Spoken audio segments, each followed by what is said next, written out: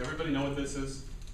Does anybody know what this is? Carbon paper. It is carbon paper, very good. In its time, this must have been an amazing invention. This was invented in actually 1807 in Italy, and I'm sure there were lines around the corner trying to get this stuff. I personally loved it when I was in college, when I was stuffing it into my Smith Corona, getting papers to my professors.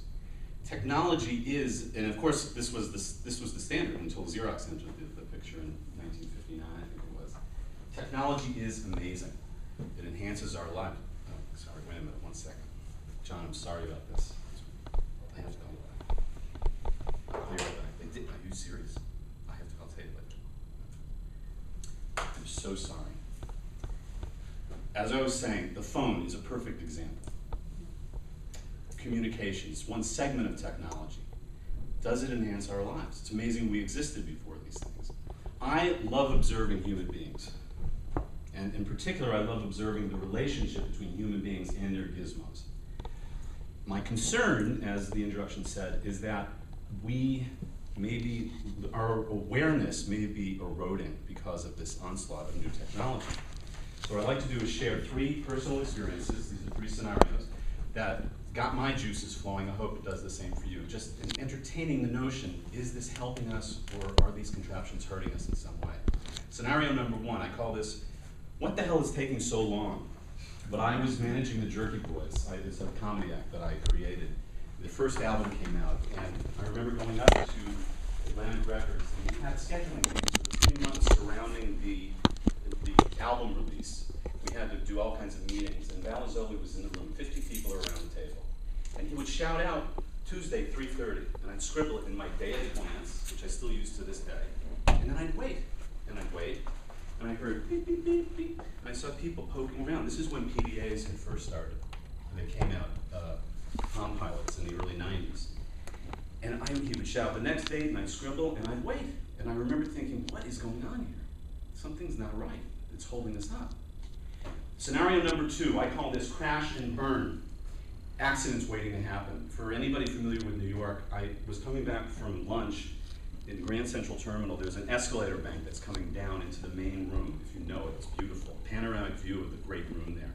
And I was coming down the escalator, and as I'm coming down with my peripheral vision, I saw a woman talking on a cell phone, moving from the left to the right. She was carrying a file cabinet, walking very fast.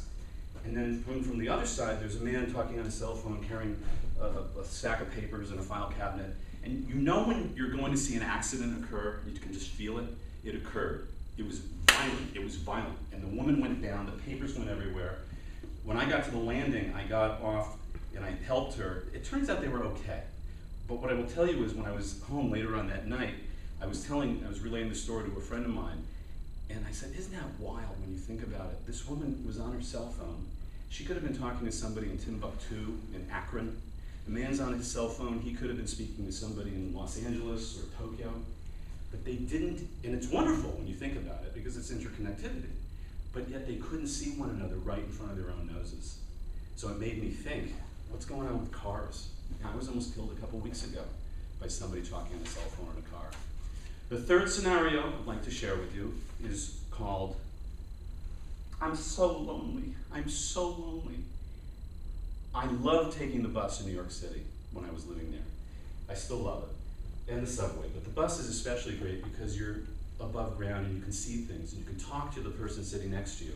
Look at that person selling fruit, look at that kid, look at that person robbing the bank, they have the daily news, the Yankees suck, you can talk about anything.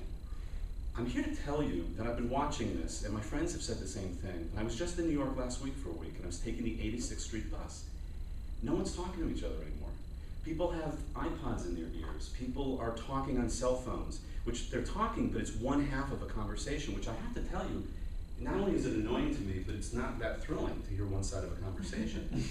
So I'm saddened by that. Now I want to share this with you because I saw this, and he says it better than I do. There's an author, his name is Soren Gordhammer. He wrote a book called Wisdom 2.0, and I'm going to quote this because he says it better than I could. We quote, "We now have all kinds of gadgets that essentially help us stay in our minds, disconnected from our body and actual experience in a given moment. Walk down the street of any major city," which I was just describing to you, "and most people are essentially, quote, somewhere else. This moment, the one we are living now, is so often missed.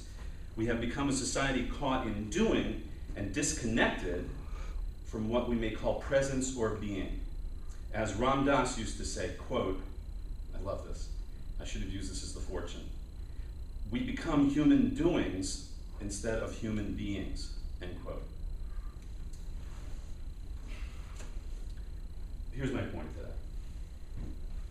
I'm not here to tell you to throw your laptops in the bathtub or out the window or get rid of your cell phones. I love technology, I use it, I rely on it, but again, I am concerned at the lack of awareness that I see in people. And so I would suggest to people that it might be in their best interests to engage the people who are with them at a given time, the people that you meet throughout the day. Engage your surroundings. Really take note of what is around you at any given moment, to be in the moment. I wanted to share one more story, but I don't think I'm gonna have time. But it entailed me visiting at home with my mom over Thanksgiving, and she complained at one point. She said, when are you gonna get off of that computer? Now, I just lost my father in April. And this is my mother, and here I am doing emails and stuff, so it's made me rethink all of this. So again, engage your surroundings, engage the people that you meet every day, because I propose to you, it will enhance your life, it'll make your life better, I think, it's a suggestion, but not only that, it will make your life safer, and all of our lives safer. Mr. Toastmaster.